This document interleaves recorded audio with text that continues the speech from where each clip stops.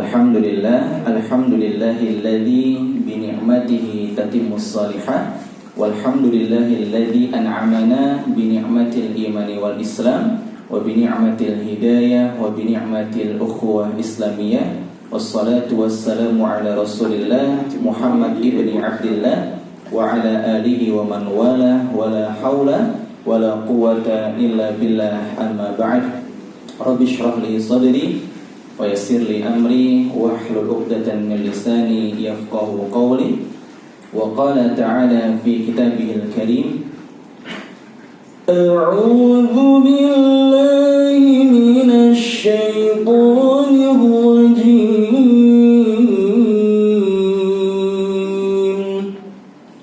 Bismillahirrahmanirrahim.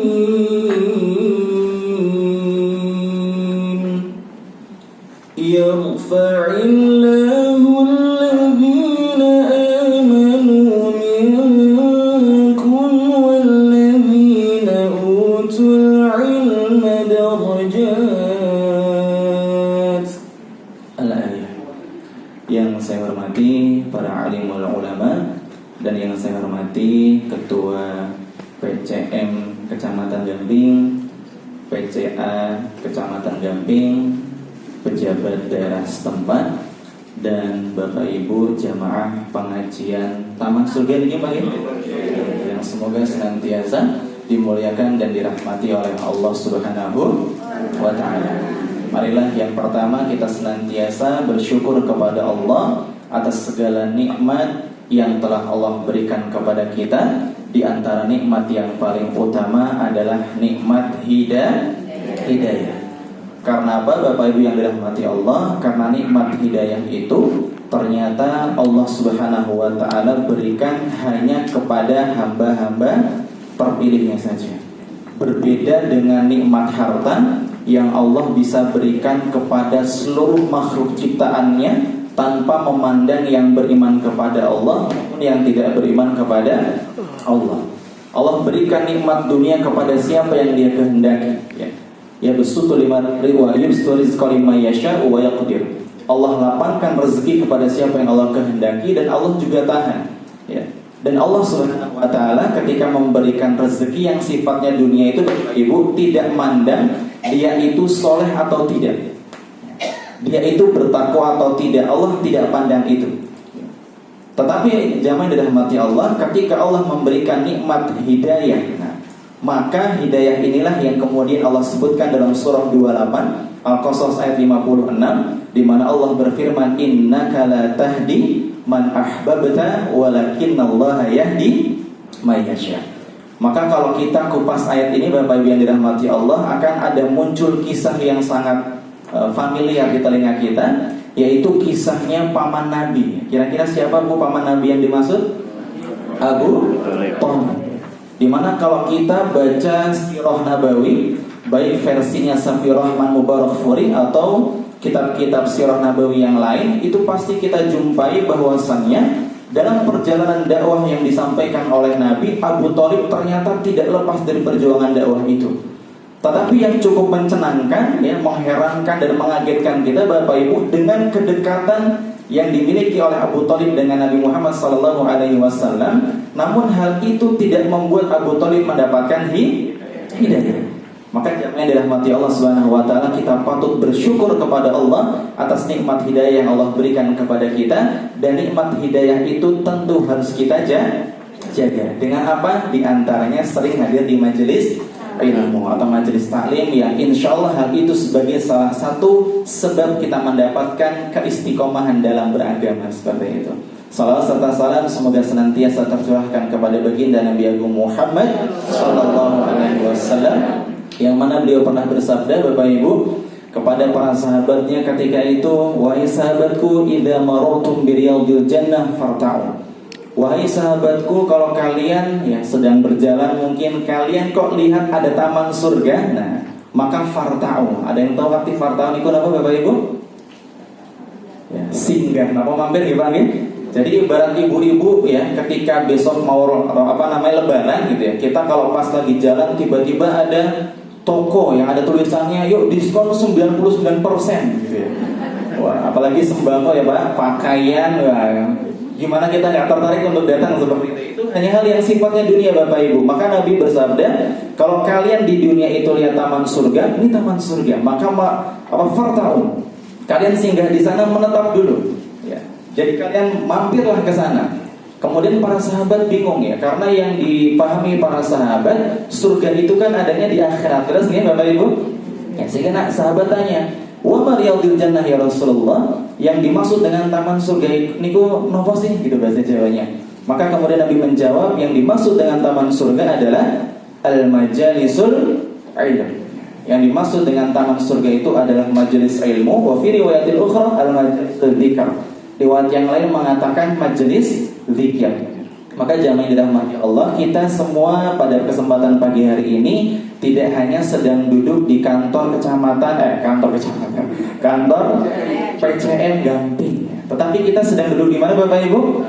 Di taman surga. Ya, dimana kalau kita sering hadir di taman surganya dunia, maka hal itu akan membuat kita mudah untuk masuk surganya Allah di akhirat nanti. Allahumma amin. Sebagaimana hadis yang cukup masyhur, man salaka tariqan yaltamisu fihi ilman sahalallahu lahu bihi tariqan ilal jannah. Barang siapa yang keluar dari rumahnya menempuh suatu perjalanan untuk mencari ilmu, nyuwun sewu, ada yang tadi dari rumahnya jalan kaki, boleh angkat tangan? Jalan kaki ada?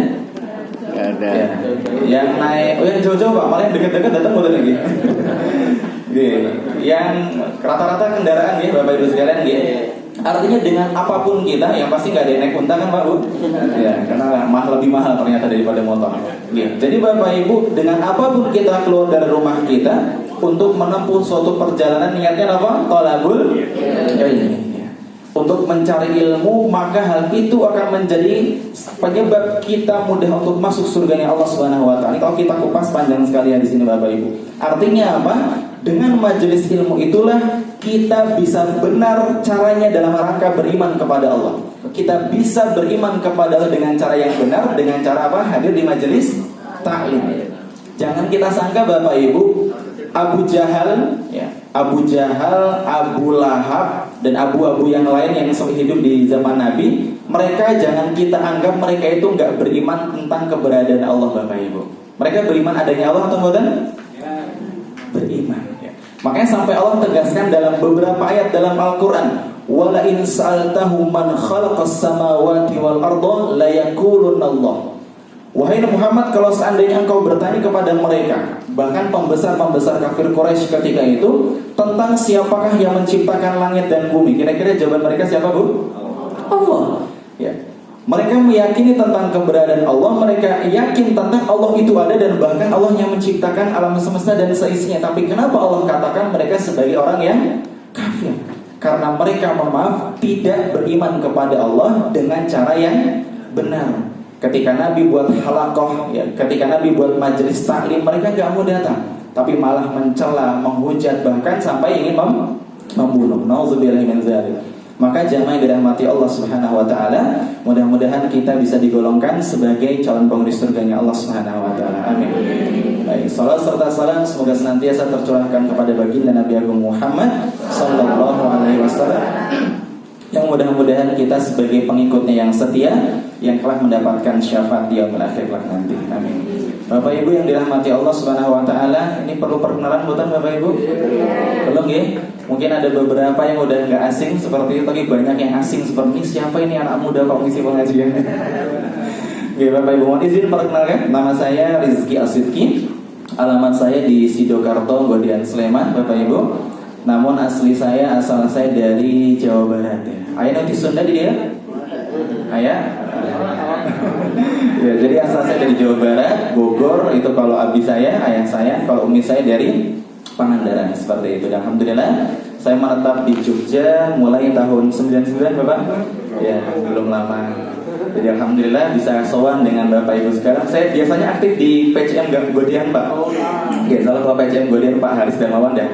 Akrab banyak di sana insyaallah. Nah, ini baru perdana saya ngisi di PCM Gamping. Mudah-mudahan ini menjadi salah satu sebab kita memperkuat ukhuwah Islamiyah kita dan memperluas silaturahim kita. Amin.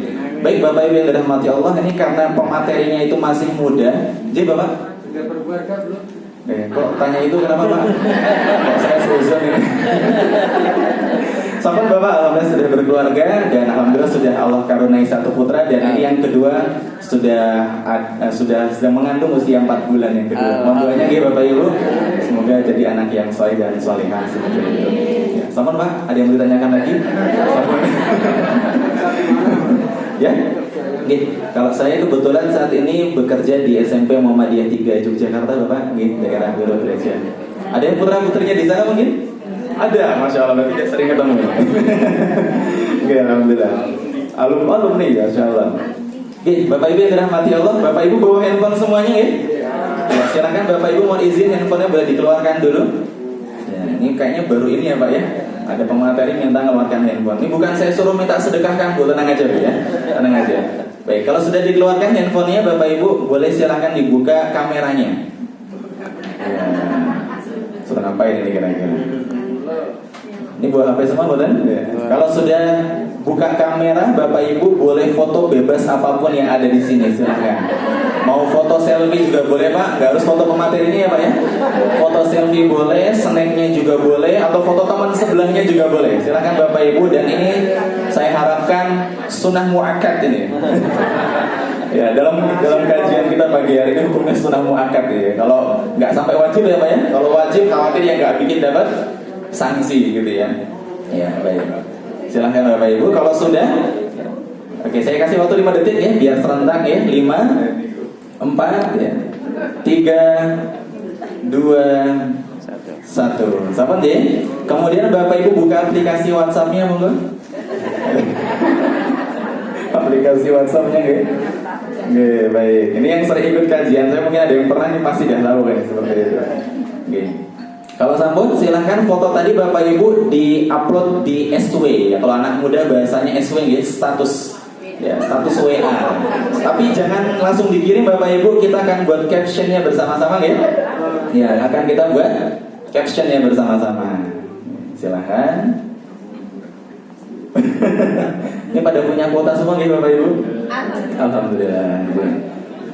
Sudah siap saya diktekan captionnya Bapak Ibu? Oke. Oh ya, saya tunggu Bu ya. Silakan.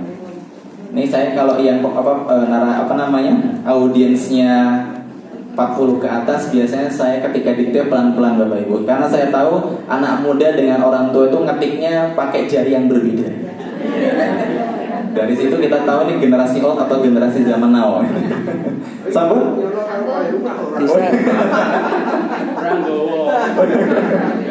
Oh iya, sambut goyang Quran ini luar biasa. Sambut ya Bapak Ibu. Oke, kita buat captionnya akan saya diktekan. Monggo Bapak Ibu, ini captionnya yang tadi sudah kita bahas sebetulnya. Barang siapa, monggo. Barang siapa, ya saya pelan-pelan ya, yang keluar dari rumahnya, ya, kita pakai hadis yang lain ya, man kharaja li talabil ilmi kana fi sabilillah hatta yarji'a. Barang siapa yang keluar dari rumahnya untuk mencari ilmu, bukan cari jodoh. Ada yang belum nikah di sini? Ya, biasanya nanti akan saya kasih pertanyaan banyak. Barang siapa yang keluar dari rumahnya untuk mencari ilmu, maka ia sedang berada,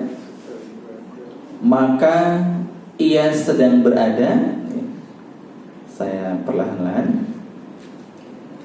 di jalan Allah sampai dia kembali.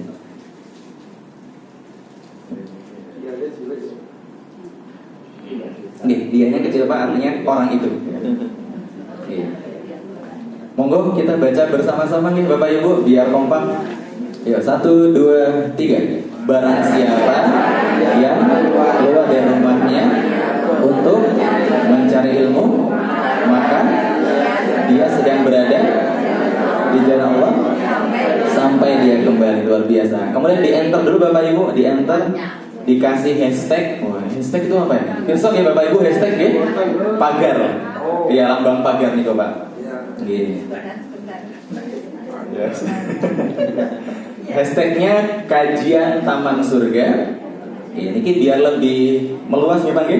Karena ternyata HP yang kita miliki itu bisa menjadi sarana dakwah. Jadi yang dakwah itu tidak harus yang ceramah saja. Dakwah tidak harus ceramah. Hashtagnya tadi apa? Kajian Taman Surga PCM Gamping. Insyaallah.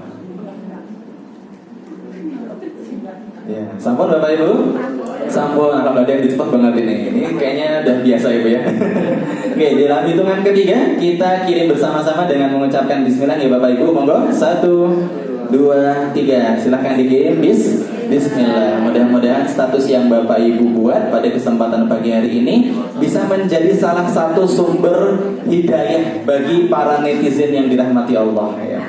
Karena netizen sekarang itu kalau komentar pedas-pedas ya Bu ya.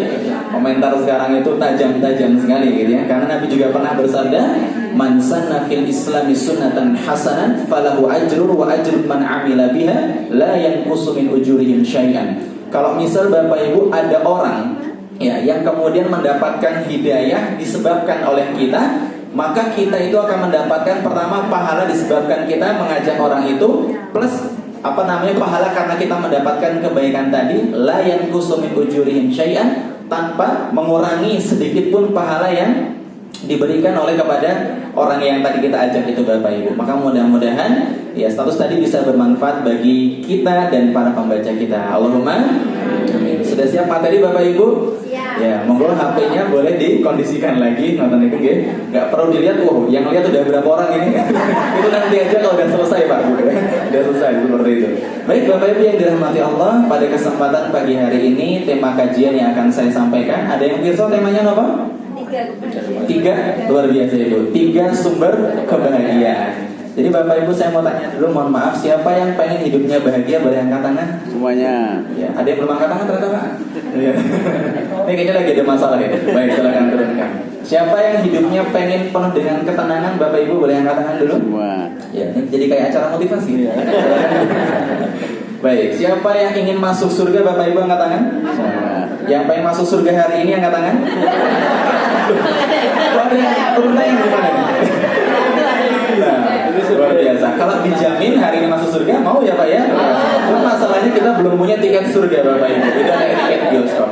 Baik, terima kasih Bapak Ibu atas respon yang sudah diberikan. Jadi jamaah yang dirahmati Allah Subhanahu wa taala, kita semuanya pasti ingin menjalani kehidupan yang bahagia. Kita ingin memperoleh kehidupan yang serba tenang, serba mudah, dan serba nyaman. Leres nggih Bapak Ibu? Maka jamaah yang dirahmati Allah, Islam memberikan banyak sekali solusi. Islam memberikan banyak sekali tips dan cara agar kita sebagai seorang muslim bisa menjalani kehidupan ini dengan baik, sehingga ketika kita mungkin mendapatkan masalah, mendapatkan ujian, kita tidak sampai pada tingkat putus asa. Tetapi kita masih memiliki koridor-koridor yang membuat kita untuk bisa tersenyum meskipun sebetulnya kita sedang dalam masalah. Makanya Nabi Muhammad SAW itu pernah bersabda, Bapak Ibu, mungkin kita ada yang banyak yang sudah hafal, ajaban li amril mu'min. Sungguh menakjubkan perkara seorang mukmin. Inna amrohu kullahu lahu khair. Sesungguhnya apapun yang terjadi pada diri seorang mukmin itu menjadi sebab dia mendapatkan kebaikan. Walaysa dzalika li ahadin illa lil mu'min, kata Nabi. Dan kondisi itu hanya bisa dirasakan oleh orang-orang yang benar beriman, ya, bukan orang-orang yang berdusta. Makanya tadi di ayat yang dibaca luar biasa, ya. Afa hasibtum an tadkhulul jannata walamma ya'lamillahu alladziina amanu atau shadaqu. Jadi, apakah kalian itu akan mengira masuk surga sampai Allah itu mengetahui siapa orang yang benar-benar beriman dan siapa orang yang berdusta? Senada dengan ini Bapak Ibu, surah ke-29 Al-Ankabut posisi kiri bagian tengah. Ya, alif lam mim. Ahasiban nasu ayyutraku ayyaqulu amanna wa hum la yuftanun. Apakah manusia itu akan mengira mereka akan masuk surga sedangkan ya mereka itu belum diketahui siapakah orang-orang yang benar-benar keimanannya dan siapakah orang yang berdusta. Maka jamaah dirahmati Allah, orang yang akan mendapatkan kebaikan secara sempurna hanya bisa dirasakan oleh orang-orang yang keimanannya benar kepada Allah Subhanahu wa taala. Maka jamaah, maka Nabi melanjutkan Walaysa dzalika li ahadin illa lil mu'min in asabathu sarra'u syakara. Seorang mukmin itu ketika dia mendapatkan kenikmatan, kebahagiaan, kemudahan, kira-kira apa yang dilakukan Bapak Ibu? Bersyukur. Ya, bersyukur. Kenapa? Karena kita sebagai seorang mukmin sudah tahu konsepnya Ibrahim, la in syakartum la azidannakum. Kalau kita bersyukur itu Allah pasti akan tambah kenikmatan kepada kita. Tambahan yang Allah berikan tidak selalu dalam wujud jumlah Bapak Ibu. Misalnya bulan ini, bulan Desember gaji kita 50 juta misalnya. Allahumma amin. Kita bersyukur lantas besok ditambah jadi 100 juta. Enggak selalu seperti itu. Aminnya keras banget Mas. Enggak selalu dalam bentuk jumlah. Tapi yang pasti Allah akan tambahkan Bapak Ibu keberkahan yang Allah akan berikan kepada hamba-hamba yang bersyukur. Karena mohon maaf Bapak Ibu, label hamba yang bersyukur itu ternyata tidak bisa diperoleh oleh setiap orang, bahkan tidak bisa diraih oleh setiap muslim. Kenapa bisa demikian? Karena Allah mengatakan dalam Al-Quran, wa qalilun min ibadiyash syakur. Dan sangat sedikit kali kata Allah, hamba-hambaku yang bisa bersyukur kepadaku. Kenapa? Karena bersyukur itu Bapak Ibu tidak hanya cukup dengan mengucapkan alhamdulillah. Meskipun alhamdulillah itu menjadi salah satu bentuk kita bersyukur atas nikmat yang Allah berikan. Tetapi syukur itu apakah hanya cukup dengan itu? Tidak. Tetapi syukur yang sesungguhnya nih, kalau makomat yang tinggi gitu ya, kalau kita mau benar-benar menjadi hamba yang bersyukur, selain kita mengucapkan alhamdulillah Bapak Ibu, maka kita berupaya untuk menggunakan nikmat yang Allah berikan kepada kita untuk menambah kedekatan kita kepada Allah, untuk membuat kita mendapatkan pahala di sisi Allah dan untuk mendapatkan ridhonya Allah. Misal contoh HP Bapak Ibu, ini kan nikmat sendiri ya. Supaya kita bisa dianggap sebagai hamba yang bersyukur ya, dengan salah satu contoh nikmat handphone, apa yang harus kita lakukan? Kita gunakan handphone ini untuk kebaikan. Maka tadi saya ketika datang nyon saya mungkin ada yang berhalangan bawa Quran, jadi bukanya handphone ada aplikasi Al-Quran. Mudah-mudahan itu sebagai salah satu bentuk rasa syukur Bapak Ibu. Ya, tetapi di luar sana betapa banyak orang-orang yang menyalahgunakan penggunaan handphone. Ya, dia gunakan handphone itu untuk melihat hal-hal yang negatif. Dia gunakan untuk menulis status-status yang ya, isinya adalah celaan hujatan kepada orang lain. Dia bikin status hidup itu begini-begini. Padahal niatnya itu untuk nyindir orang lain. Ya, kalau yang dia sindir itu baca, bahagianya bukan main. Betul apa betul Bu? Maka jamaah yang dirahmati Allah, kembali ke hadis tadi, kalau kita bersyukur seorang mukmin itu maka mendapat nikmat, maka dia bersyukur, maka itu menjadi sebab dia mendapatkan kebaikan. Ya, wa in asabathu dharra, kata Nabi, kalau seorang mukmin mendapatkan ad-dharra, ya, apa itu ad-dharra Bapak Ibu? Musibah, ya. Yang namanya hidup itu kan tidak selalu mulus. Terus nih Bapak Ibu, di sini saya lihat wajah-wajah lagi ada yang lagi ada masalah ini. Ya. Artinya apa? Setiap manusia itu pasti akan Allah berikan ujian. Walanabluwannakum bisyai'in minal khauf wal ju' wa naqsin minal amwal wal anfusi wath thamarat al-Baqarah. Ya. Maka jamaah yang dirahmati Allah, hidup itu akan selalu penuh dengan ujian. Ya. Bahkan Nabi Muhammad SAW pernah bersabda, "Man yuridillahu bi khairan yusif minhu." Atau ibtala wa fi riwayatil ukhra. Kalau Allah menghendaki kebaikan pada seorang hamba, Allah akan memberikan ujian kepadanya. Allah akan coba dia. Karena dengan cobaan itu seorang mukmin tahu apa yang harus dia lakukan. Sobaro. Napa niku? Bersabar. Maka dalam surah Az-Zumar ayat 10, "Innama yuwaffas sabiruna ajrahum bighairi hisab." Sesungguhnya hanya orang-orang yang bersabarlah yang akan diberikan pahala tanpa hisab, tanpa hitungan. Jadi pahala orang yang sabar niku nggih Pak nggih, niku kita nggak pernah jumpai orang yang sabar pahalanya 100 itu nggak ada.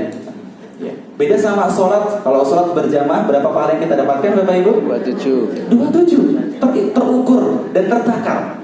Baca Quran tadi kita berapa ayat yang kita baca? Satu hurufnya berapa kebaikan? 10. Man qara'a harfan min kitabillah falahu bihi hasanah wal hasanatu bi asyri amsalihah. Ya, dan seterusnya, bisa cukup panjang. Jadi satu huruf yang kita baca kalau sesuai dengan makhraj dan tajwidnya, maka kita akan mendapatkan 10 kebaikan tertakar. Tapi kalau orang yang bersabar Bapak Ibu, tidak ada ukuran pahala ya, yang tertera dengan jelas dengan angka yang real gitu ya. Karena apa? Karena orang yang bersabar, pahala yang langsung itu, pahala yang diberikan itu langsung dari Allah Subhanahu wa taala. Maka jamaah yang dirahmati Allah Subhanahu wa taala, dalam hadis yang lain ya sebagai salah satu atau beberapa sebab ya, jangan grogi Bu ya. Ini karena kayaknya tegang banget ini. Jadi Bapak Ibu yang dirahmati Allah, saya akan buat santai gitu ya. Ya, jadi Bapak Ibu, biar gak tegang. Baik, Bapak Ibu yang dirahmati Allah, sebetulnya ada banyak sekali sebab-sebab kita itu mendapatkan kebahagiaan dalam kehidupan kita. Tetapi ada satu hadis yang mungkin bisa sama-sama kita amalkan, kita cermati, di mana Nabi kita Muhammad SAW pernah bersabda dalam hadisnya yang diriwayatkan oleh Imam Tirmidzi, nomor hadis 1987. Kalau dalam kitab Riyadhus Shalihin pada terbitan Insan Kamil posisi kanan bagian atas, tapi halamannya saya lupa Pak. Nah, di situ Nabi pernah bersabda, "Ittaqillaha haitsu ma kunta wa atsbi sayyi'atal hasanata tamhuha wa khaliqin nasa bi khuluqin hasanin." Ada yang bisa ngulangi Bapak Ibu? Yang bisa ngulangi? Ada door prize-nya betul Pak? Mungkin pertemuan berikutnya bisa menyediakan door prize ini. Untuk kalau bisa pematerinya saya. Ada yang bisa ngulangi Bapak Ibu? Ittaqillaha haitsu ma kunta. Terus Pak? Gitu. Ya. Baru satu Pak, kurang dua nih. Nanti kurang sempurna hidupnya. Wa atsbi'is sayyi'atal hasanata tamhuha wa khaliqin nas. Yang ketiga khuluqin hasanin. Luar biasa. Nanti minta ke panitia ya Pak. Gedang korek. Baik, Bapak Ibu yang dirahmati Allah, Nabi pernah bersabda, "Ittaqillaha haitsu ma kunta." Artinya apa? Bertakwalah kepada Allah dimanapun berada. Anda berada. Luar biasa Bapak Ibu. Kita kupas. Kalau kita bicara tentang takwa, ya, maka ketika kita buka Quran itu banyak sekali ayat-ayat yang menyebutkan tentang takwa. Ya ayyuhalladzina amanu taqullaha, itu sangat banyak sekali kalau kita cari dalam Quran, itu jumlahnya sangat banyak. Ya. Tetapi kemudian jangan dirahmati Allah, Nabi menyertai kalimat haitsu ma kunta, dimanapun kalian berada. Maka sebetulnya kalimat yang mungkin pendek banget ya, dimanapun kalian berada, ini menjadi salah satu yang harus kita perhatikan Bapak Ibu. Mengapa? Karena mohon maaf Bapak Ibu, di luar sana itu ternyata tidak sedikit ya, orang Islam yang mohon maaf, dia kelihatan bertakwa kepada Allah, dia berusaha untuk taat sama Allah itu hanya pada tempat tertentu. Contoh Bapak Ibu, ada saudara kita di luar sana yang sedang melakukan ibadah umroh atau haji. Maka kita lihat di sana ibadahnya luar biasa. Yang kalau di rumahnya ketika di tempat asalnya dia nggak pernah sholat tahajud misalnya, ketika di sana menjadi rajin sholat tahajud. Yang mungkin sebelumnya nggak pernah baca Quran, tapi ketika umroh dan haji jadi rajin baca Al-Quran. Dan seterusnya, banyak ibadah-ibadah yang dia lakukan ya, dengan ibadah yang tidak pernah dilakukan mungkin ketika dia berada di rumahnya. Tapi mohon maaf, ketika kembali setelah selesai menunaikan ibadah haji ataupun umroh, mohon maaf, dia tidak berubah, tapi justru dia kembali kepada rutinitas yang biasa dia lakukan Bapak Ibu. Dan mohon maaf, rutinitas yang sering yang biasa dia lakukan itu ternyata ada unsur maksiat. Misalnya, kalau yang putri ketika mungkin haji umroh pakai hijabnya luar biasa syar'i, tapi ketika pulang dia balik lagi, ya nggak pakai jilbab, pakai bajunya lengan pendek dan seterusnya. Atau mungkin yang sebelumnya, ya mohon maaf, para oknum-oknum yang koruptor seperti itu kan kalau haji umroh kan ibadahnya luar biasa. Ketika balik lagi, lanjutin lagi korupsinya. Nauzubillah ini, dan banyak sekali, bahkan mungkin kita sebetulnya. Mungkin kita, ketika kita berada di suatu tempat Bapak Ibu, mungkin ketika kita sedang dalam kondisi bersama, kita berusaha memakai pakaian yang ya supaya kelihatan takwa lah. Walibasut taqwa dzalika khair. Pembahasan ini panjang sekali Bapak Ibu. Kemudian ketika kita bersama dengan orang lain, kita akan berusaha menampakkan hal-hal yang baik. Betul apa betul? Ya. Tapi Bapak Ibu, apakah sama pertanyaannya? Kondisinya ketika kita sedang dalam kondisi sendiri. Itu yang berat Bapak Ibu. Terkadang kita kalau bersama-sama tadinya kita berusaha untuk menampakkan ketakwaan kita, berusaha menampakkan kedekatan kita kepada Allah. Sampai-sampai orang kira itu kita tuh orang yang khusyuk, orang yang alim dan seterusnya. Tapi ketika kita sendiri, kita mohon maaf, kita membuka hijab, kita membuka tirai, ya, yang mana kita bebas melakukan perbuatan dosa karena beranggapan Allah tidak melihat kita. Atau mungkin Allah lemah pengawasan terhadap kita. Padahal innallaha kana 'alaikum raqib. Allah itu maha teliti sekali. Raqib artinya apa? Dekat. qarraba yuqarribu. Ya, jadi Allah itu sangat dekat kepada kita. Makanya Al-Baqarah ayat 186 posisi di bagian bawah, wa idza sa'alaka 'ibadi 'anni fa inni qarib. Ya, wahai Muhammad, kalau ada hambaku yang bertanya kepadamu tentang aku, jawablah aku itu dekat. Bukti Allah dekat kalau dalam ayat ini ujibu da'watad da'i idza da'an dan seterusnya. Maka jamaah yang dirahmati Allah Subhanahu wa taala, kalau kita Bapak Ibu berusaha jujur kepada Allah, ini nasihat juga untuk pemateri. Kalau kita berusaha jujur kepada Allah dalam kesendirian kita, kita berusaha bertakwa kepada Allah baik dalam keramaian maupun dalam sendiri, percayalah Bapak Ibu, hidup kita akan penuh dengan kebahagiaan. Hidup kita akan penuh dengan ketentraman, ketenangan, dan banyak sekali kemudahan yang Allah akan berikan dalam setiap kehidupan kita, urusan-urusan kita. Maka jamaah yang dirahmati Allah, Allah pun menegaskan tadi tentang takwa dalam Quran itu tidak hanya dalam satu ayat. Let's read. Ya.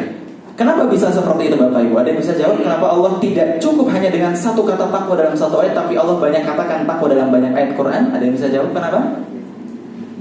Karena salah satu jawabannya, karena mohon maaf, manusia itu sifatnya lupa dan lemah.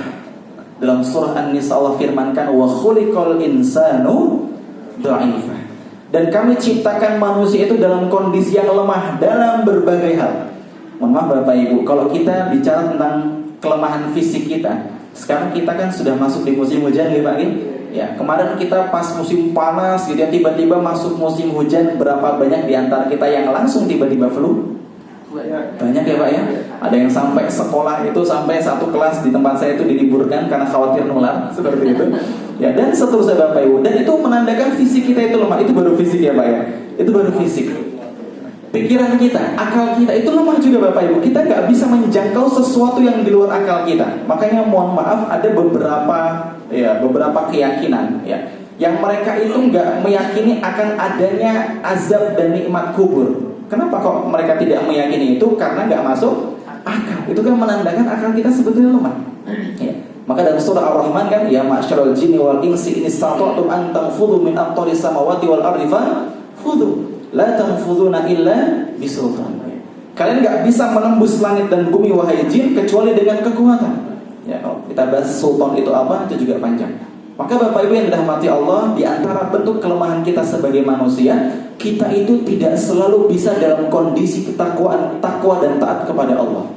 Betapa sering kita itu ketika ibadah Bapak Ibu, mungkin ketika ibadah kita khusyuk, kita sedang dekat sama Allah Subhanahu wa taala. Tapi ketika kita selesai ibadah, apakah kondisi hati kita sama? Saya rasa beda. Saya rasa bahkan Bapak Ibu jangan jauh-jauh deh. Kita ketika sholat pun betapa banyak di antara kita, bahkan mungkin saya sendiri, ketika kita sholat masih ada pikiran-pikiran dunia yang kita pikirkan ketika sholat, betul? Sampai-sampai lupa rukaatnya, ini rukaat kedua apa ketiga, apa keempat dan seterusnya. Sampai bacaan pun kita lupa, dan setelah itu tanda kita lemah. Makanya Allah Bapak Ibu menegaskan tentang takwa itu tidak hanya dalam satu tempat. Maka jamaah dirahmati Allah, makna tentang takwa ya Bapak Ibu. Takwa itu apa sih Bapak Ibu? Maka takwa itu apa? Menjalankan perintah Allah dan menjauhi larangan. Mas Lukman, silakan. Takwa itu apa Mas? Patuh terhadap apa Mas Lukman? Patuh terhadap larangan. Coba diulangi Mas. Nanti khawatir jadi viral ya. Patuh dengan perintah Allah dan meninggalkan segala larangan Allah. Meninggalkan segala, luar biasa. Dalilnya apa Mas Lukman? Baik, luar biasa. Jadi definisi takwa itu sepakat kita Bapak Ibu, menjalankan perintah Allah dan menjauhi larangan Allah. Ternyata definisi itu diambil dari salah satu hadis yang mungkin kita sudah banyak yang familiar mendengar di situ, di mana ketika itu Nabi Muhammad SAW pernah bersabda kepada seorang pemuda. Bagaimana lafadznya? Ya ghulam, inni u'allimuka kalimat. Wahai anak muda, saya akan mengajarkan beberapa nasihat kepada Anda. Apa itu yang pertama? Ihfadillah. Lanjutannya apa? Yahfadka. Jagalah Allah, maka Allah pasti akan menjagamu. Yang pertama. Yang kedua, ihfadillah tajiduhu tujahaka. Jagalah Allah, niscaya engkau akan senantiasa mendapati Allah itu ada di hadapanmu. Dan kemudian disyarah oleh para ulama, maksud menjaga Allah yang pertama itu adalah menjaga Allah dengan berbagai macam bentuk perintah yang kita sama-sama sudah mafhum. Yang kedua, menjaga Allah itu maksudnya menjaga larangan Allah, yang artinya kita menjauhi hal-hal yang sudah Allah larang. Maka itulah definisi takwa, Bapak Ibu yang dirahmati Allah. Maka mohon maaf, kita diperintahkan untuk senantiasa hidup di atas kepatuhan dan ketaatan kepada Allah Subhanahu wa ta'ala. Kenapa bisa demikian Bapak Ibu? Karena mohon maaf, kita itu kan pasti semua akan meninggal resmi Bapak Ibu. Ayat yang sudah masyhur adalah kullu nafsin dha'iqatul maut. Setiap yang bernyawa itu pasti akan merasakan kematian. Ada di antara kita yang gak mau meninggal? Boleh katakan? Pasti kita pengen meninggal. Siap meninggal Bapak Ibu? Nah itu pertanyaannya ya. Pertanyaan yang sangat berat. Maka Bapak Ibu yang dirahmati Allah, setiap an-nafs ya, nafs ini kalau kita bahas juga panjang, sampai-sampai Bapak Ibu yang bertugas nyabut nyawa kita itu siapa? Malaikat Israel. Baik Bapak Ibu yang dirahmati Allah, sedikit saya sampaikan, nanti monggo bisa dicari lebih dalam lagi seperti itu. Sebetulnya kata malaikat Israel itu kalau kita coba cari, ternyata mohon maaf tidak ditemukan dalam Al-Quran maupun Al-Hadis. Lantas dari mana kata Israel itu kita dapatkan?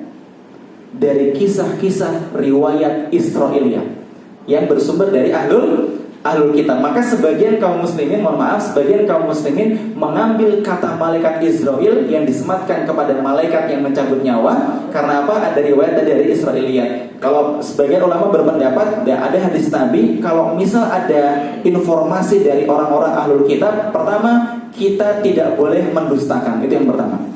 Yang kedua, juga tidak boleh membenarkan. Artinya apa?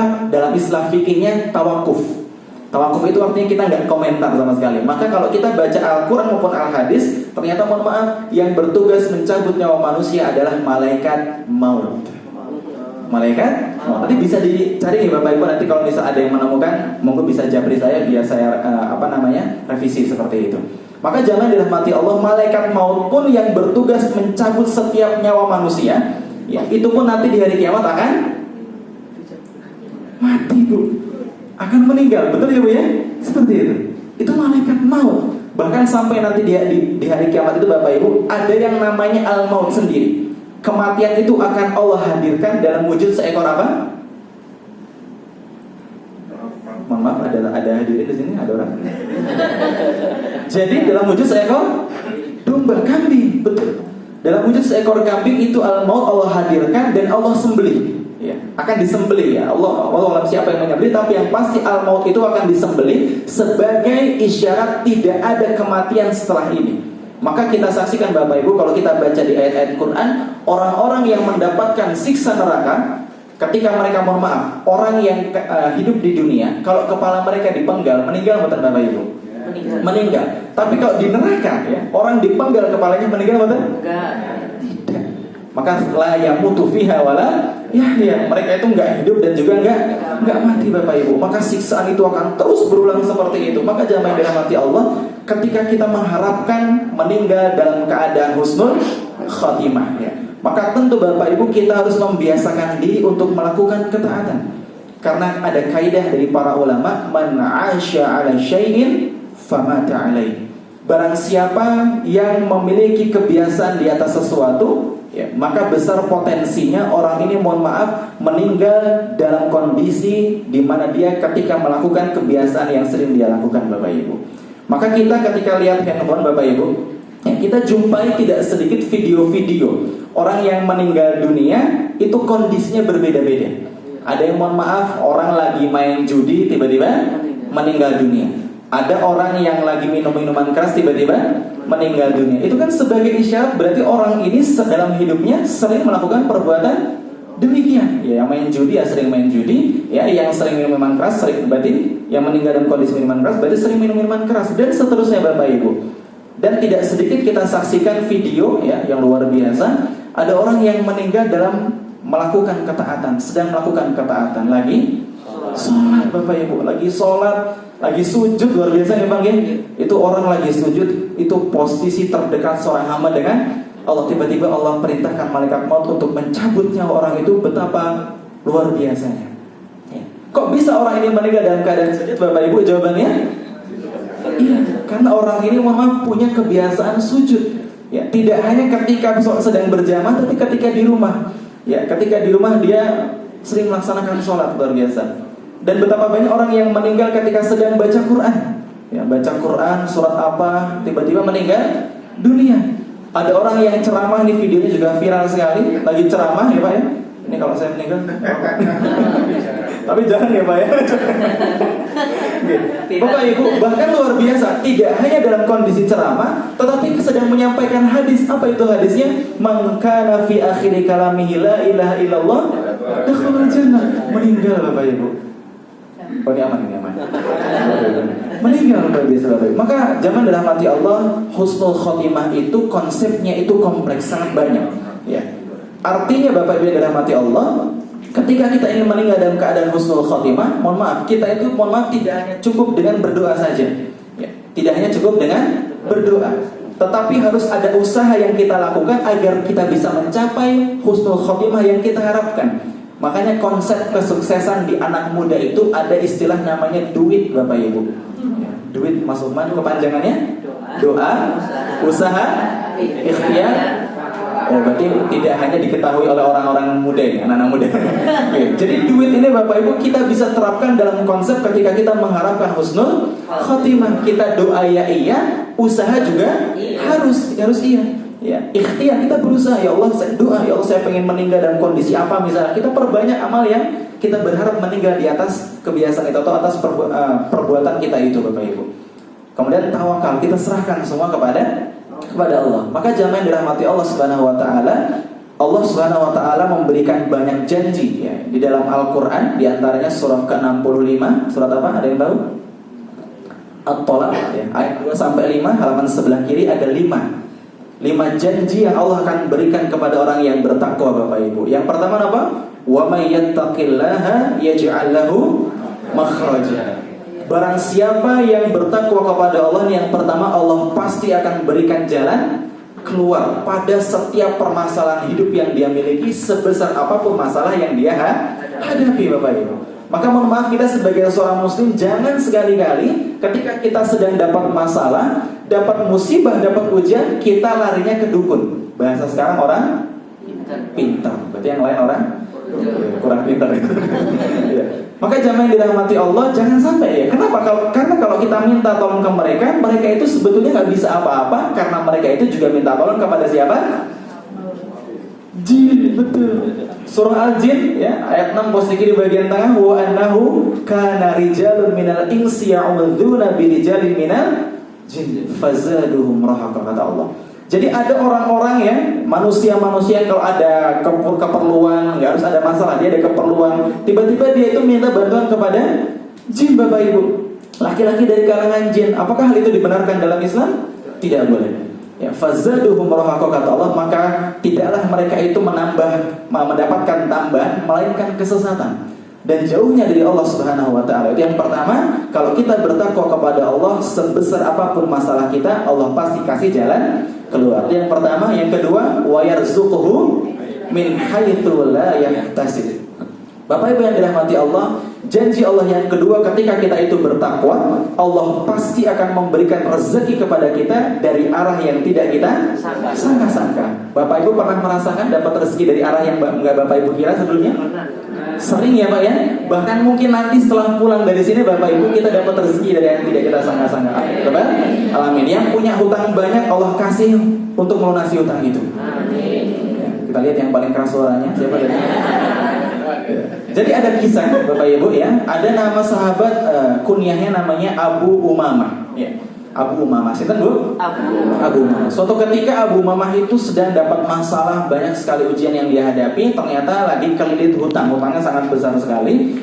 Kemudian dia karena sedang dapat masalah, akhirnya dia mendekatkan diri kepada Allah. Ya, dia berada di dalam masjid meskipun ketika itu bukan waktu untuk didirikannya sholat. Artinya dia memperbanyak ke masjid supaya dapat kemudahan dari Allah. Tiba-tiba Nabi datang dan kemudian kaget. Wahai Abu Umamah, kenapa engkau ada di sini? Kan sekarang itu bukan waktu sholat gitu ya. Kemudian Abu Umamah mengatakan, ya Rasulullah, sesungguhnya saya itu sedang ada masalah.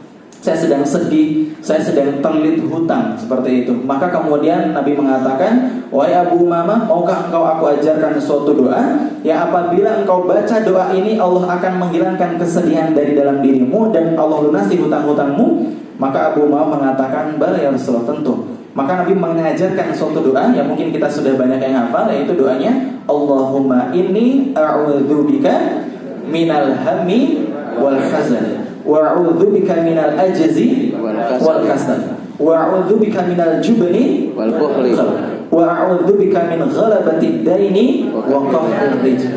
Luar biasa. Dengan doa yang diajarkan oleh Nabi ini, kemudian Abu Umamah mengamalkannya Bapak Ibu, dan ternyata apa yang terjadi? Allah berikan rezeki dari arah yang tidak disangka-sangka untuk bisa melunasi hutang-hutangnya Abu Umamah itu Bapak Ibu. Itu kisah dulu, dan kalau kita lihat kisah-kisah sekarang, saya rasa banyak nih Bapak Ibu, dan bahkan di antara kita atau mungkin semuanya kita semua, kita pernah merasakan itu. Lagi ada musibah, lagi perlu sesuatu ya Pak ya, bahkan mungkin nggak terlalu butuh, tiba-tiba terbesit kok pengen bakso gitu ya. Tiba-tiba apa yang terjadi Bapak Ibu? Iya, ada yang nganterin, bahkan nggak harus beli Mas Umar. Tiba-tiba tetangga sebelah, monggo Pak bakso. Luar biasa ini. Padahal baru terpikirkan. Itu luar biasa Bapak Ibu. Maka orang-orang yang bertakwa, janji Allah yang kedua adalah wa yarzuqhu min haitsu la yahtasib, dan yang ketiga wa may yattaqillaha yaj'al lahu min amrihi yusra. Iya, orang yang bertakwa kepada Allah, Allah pasti akan mudahkan setiap urusan-urusan itu Bapak Ibu. Ya. Maka kalau kita pengen mudah urusan-urusan kita Bapak Ibu, nggak usah pakai cara-cara yang susah gitu ya. Nggak usah pakai cara-cara yang rumit. Cukup pertama, selain usaha yang ada arahnya gitu ya, ikhtiar itu kan maknanya usaha kita yang relevan gitu ya.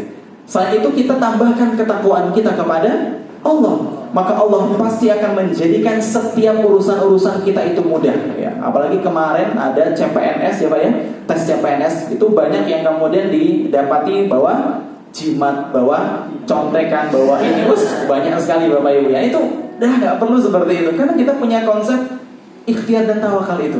Kalau kita bertakwa, Allah pasti akan berikan kemudahan. Ya kalaupun nggak lolos, pasti Allah ganti dengan yang lebih baik. Itu Bapak Ibu prinsip seorang muslim ya. Man taraka syai'an lillah awadtuhu khairan minha, kata Nabi. Barang siapa yang meninggalkan something because Allah, meninggalkan sesuatu karena Allah, benar nggak bahasa Inggris tadi ya? Pokoknya ketika kita itu meninggalkan sesuatu niatnya karena Allah, mencari ridho Allah, percayalah Bapak Ibu, Allah akan berikan, Allah akan ganti dengan sesuatu yang lebih baik daripada yang sebelumnya. Percayalah itu Bapak Ibu. Ya kadang kita, masa sih? Karena maaf, iman kita kadang belum naik. Ya, karena iman itu kan kayak harga sembako Bapak Ibu, naik turun ya. Bagian ntar mau lebaran naik tuh. Nah, yazid wa yankus, konsepnya yazid bi taatillah wa yankusu bi ma'siyatillah. Iman itu akan meningkat ketika kita bertakwa kepada Allah, melakukan ketaatan, dan iman itu akan menurun ketika kita melakukan perbuatan maksiat. Oke lah, kembali ke janji Allah. Sampai jam berapa Pak? Jam 8 pas. Wah luar biasa. Ini baru satu tips Bapak Ibu. Nanti yang kedua kapan ini? Nah, jadi Bapak Ibu kita lanjutkan. Janji Allah itu kecepatan ya Pak ya? Oh iya baik. Oh Mas Syam. Jangan saking semangat. Baik Bapak Ibu yang dirahmati Allah, janji Allah yang keempat, wa may yattaqillaha yukaffir anhu sayyi'atihi. Allah akan hapuskan dosa-dosanya. Maka Bapak Ibu yang dirahmati Allah, kalau kita baca beberapa ayat dalam Quran dan hadis-hadis Nabi khususnya tentang puasa, ya, man shoma ramadanan imanan wa ihtisaban ghufira lahu ma taqaddama min dhanbi. Orang yang puasa niatnya ikhlas karena Allah, dia mengharapkan balasan hanya dari Allah, maka hal itu akan menjadi penyebab dosa-dosanya diampuni oleh Allah. Maka di antara bentuk ketakwaan kita kepada Allah tadi, menjalankan perintah Allah. Innal hasanati yudhibnas sayyi'at, surat Hud ayat 114. Kalau kita melakukan kebaikan, maka itu menjadi salah satu sebab dosa-dosa kita diampuni oleh Allah Subhanahu wa taala. Ya, wa may yattaqillaha yukaffir anhu sayyi'ati wa yu'dhim lahu ajra. Bapak Ibu, wa yu'dhim lahu ajra, kita akan mendapatkan balasan pahala yang sekian kali lipat banyaknya dari amal yang kita lakukan. Jadi ketika misal kita melakukan perbuatan ibarat kalau kita infak Bapak Ibu, kita infak, tadi ada infak ya Pak ya? Infak misalnya katakanlah 100.000, apakah balasan yang Allah berikan kepada kita hanya 100.000? Tidak Bapak Ibu. Al-Baqarah 261, gimana konsepnya? Al-Baqarah atau Al-Imran dia. Mathalul ladzina yunfikuna amwalahum fi sabilillahi kamathali habbatin ambatat sab'a sanabila fi kulli sunbulatin mi'atu habbah. Kalau kita infak di jalan Allah, niatnya harus ikhlas ya. Syaratnya harus ikhlas, Ibu. Jadi kalau dalam surah Al-Mudaththir itu kan wala tamnun tastakthir. Jangan kita melakukan kebaikan, dalam rangka niatnya itu karena dunia pengen dapat balasan yang lebih banyak. Ya, maka dalam surah Al-Insan surah 76 ayat 9 posisi kanan bagian atas, innama nut'imukum liwajhillah. Kita itu kalau memberikan bantuan kepada orang lain pastikan niatnya karena apa? Allah. Ya, la nuridu minkum jazaa'an wala syukura. Saya enggak minta sama sekali balasan apapun dari Anda, bahkan ucapan terima kasih. Maka Bapak Ibu, kita kalau memberi bantuan kepada orang lain, orang itu enggak bilang terima kasih, jangan sakit hati. Wah, ini kok malah dibantu, malah enggak terima kasih, malah ngece, malah kok cuma semene, malah nggak tahu terima kasih Bapak Ibu. Maka dengan cara itu Allah membuat kita itu untuk ikhlasnya bertambah. Ya, makanya la nuridu minkum jazaa'an wala syukura, enggak minta balasan sedikit pun dan enggak minta sama sekali ucapan terima kasih. Dah kalau kita bantu ya udah bantu aja, niatnya ikhlas karena Allah. Kita kembali ke tadi Bapak Ibu. Jadi kalau kita infak 100.000, pasti Allah akan lipat gandakan menjadi berapa?